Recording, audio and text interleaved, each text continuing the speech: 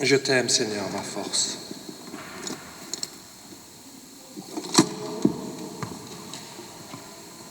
Je t'aime, Seigneur, ma force.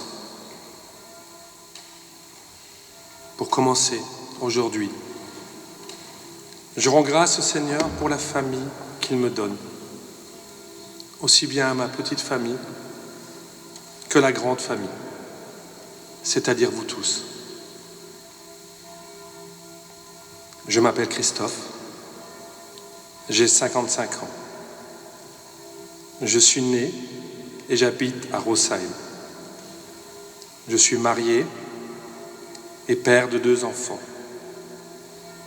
J'exerce le métier de vigneron depuis mon plus jeune âge, à la suite de mon père dans le domaine familial.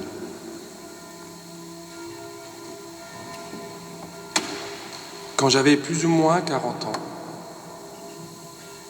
le jour de la fête Dieu, je ne sais pas pourquoi, mais je mets ma plus belle chemise et je vais à la messe à l'église Saint-Pierre et Paul de Rosheim. Arrivé dans l'église, je change encore mes habitudes et je vais dans le premier banc tout devant. Là, durant la messe, des larmes coulent. Des larmes coulent sur mes joues et elles n'arrêtent pas. Je suis plongé dans un amour, dans une plénitude d'amour qui envahit tout mon être. Dieu vient me dire qu'il m'aime. C'est ma rencontre avec l'amour de Dieu.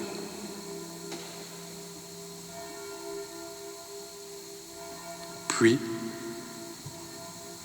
vient pour moi le temps de l'appel, de l'engagement. Mes enfants grandissent et ils vont se préparer au sacrement du pardon et de l'Eucharistie. Ce moment, je l'attends. C'est vraiment un moment que j'attends, car j'ai un désir de connaître Dieu, le connaître à travers ses sacrements. C'est donc avec joie que j'accepte la proposition d'accompagner un groupe d'enfants pour la catéchèse vers le pardon, ce don de Dieu pour chacun de nous. Durant ce temps, le Seigneur va me parler à travers sa parole. Et un jour, il va venir me dire, il va me bousculer et me dire, et toi? Je ne comprends pas tout de suite ce que veut dire ce « et toi ». Puis il va me le redire, et toi? Et là, il y a tout un cheminement à l'intérieur. Et je comprends enfin ce que veut dire le Seigneur, ce qu'il vient me dire par ce « et toi ». Oui, je prépare les enfants au premier pardon. Et moi, ça fait plus de 15 ans que je ne me suis pas confessé.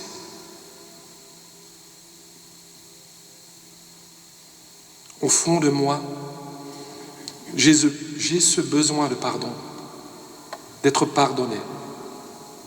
Mais pour moi, c'est encore un chemin difficile. J'ai alors plusieurs moments où je pourrais me confesser, mais je n'y vais pas. Et c'est là, un soir, dans une rencontre de prière dans une église, que l'animateur annonce qu'il y aura un temps de réconciliation. Et là, je sais que c'est pour moi. Dès l'annonce, je me lève, j'y vais. On pourrait même dire que j'y cours. Je rencontre le prêtre. Et là, je suis comblé de la miséricorde de Dieu. Je suis libéré.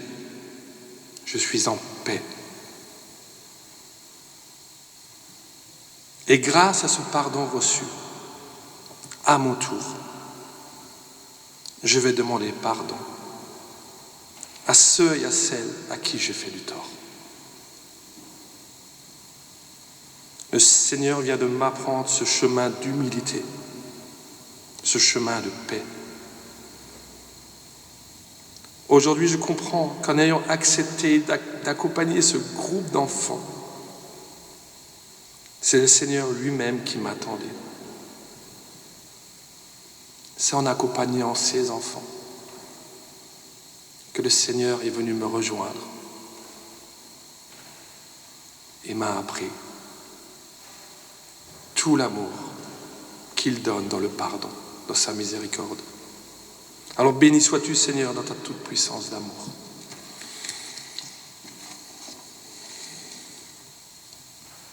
Puis, dans ma vie vient la croix. En 2018, je n'ai pas seulement un genou par terre, j'ai les deux. Je suis épuisé. Je suis à bout de force. Au cœur de ma famille, un de mes enfants est souffrant. Et dans mon travail, tout devient obligation. Dans mes nuits, je me lève pour accompagner mon enfant. Et dans mes journées, je me retrouve comme un robot. Je suis seul avec ma souffrance. Il faudrait que je sois fort. Mais je me rends compte que je deviens faible. Je sombre petit à petit. La prière devient un cri. Seigneur, ne vois-tu pas que je sombre? Où es-tu? Fatigué, épuisé, je deviens irritable. Mes réponses dans mon quotidien deviennent agressives. Je n'ai plus de force, je suis à bout. Dans un accès de colère, un petit crucifix qu'on m'avait donné, je le prends et je le jette à la poubelle. Maintenant, mes propres forces sur lesquelles je pouvais m'appuyer sont anéanties. Je traverse un désert rempli de tentations. C'est là que le Seigneur va me donner Marie, sa mère. Je n'ai jamais fait de retraite de ma vie. C'est la semaine sainte. Je me tourne vers mon épouse et je lui dis, je pars. Oui, je pars. Je vais pour un temps de retraite à la basilique Notre-Dame de Marienthal. Je pars jeudi et je rentrerai le lundi de Pâques. Je ne sais pas encore ce qu'elle comprend, mais elle me laisse partir, ce qui est déjà une grâce. Mais c'est de la folie. Je quitte ma famille, tout ce qui m'est le plus cher, mais je dois partir un temps. C'est une question de vie. Arrivé sur place, je suis accueilli par les sœurs bénédictines de la communauté du Sacré-Cœur de Jésus. Ma chambre, c'est une petite cellule. Un lit, une table, une chaise. J'écoute et je vis avec les sœurs tous les temps de prière et les offices des heures. Ma lecture, de prions en Église, avec la passion du Christ. Avec les sœurs, j'entre dans leur vie de prière et de dépouillement. Jeudi saint, vendredi saint dans le silence. Puis il y a ce temps de réconciliation avec Dieu, avant de me confesser.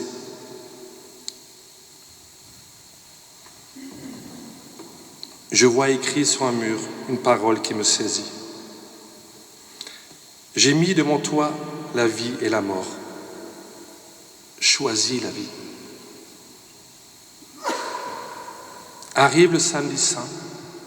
Là, une sœur vient vers moi et me dit « Christophe, c'est toi qui vas ouvrir ce soir la porte de l'église après le temps de prière à l'extérieur et la bénédiction du feu. » Waouh! Elle me connaît si peu et elle me fait confiance. Le soir, après la bénédiction du feu, avant que toutes les personnes ne se déplacent pour entrer dans l'église, je vais donc ouvrir la porte. Et là, quand j'arrive, la porte est déjà ouverte. Je suis dépité. J'entre dans l'église, il fait sombre, et je me dis, ils ne m'ont pas fait confiance. Ils ne m'ont pas fait confiance. Avec cette déception, je m'assieds dans un banc. Et lors de cette vigile pascale, la lumière va progressivement s'allumer dans l'église. Et c'est là en pleine lumière que j'entends. C'est moi qui ai ouvert la porte. Aie confiance. Je t'aime. Je suis touché. Toutes les larmes coulent sur mes joues. J'entre dans la joie de Pâques. Le Seigneur vient de me relever. Tout prend un sens. Je comprends que le Seigneur vient de me nourrir, de m'instruire. Durant ces 3 jours, il m'a relevé. Je vis une résurrection. À Marienthal, avec Marie, le Seigneur m'a donné sa paix. Et sur le chemin du retour, je comprends ce que le Seigneur est venu me dire à travers l'épreuve que je viens de traverser. N'oublie pas, je suis toujours avec toi. Va et aime.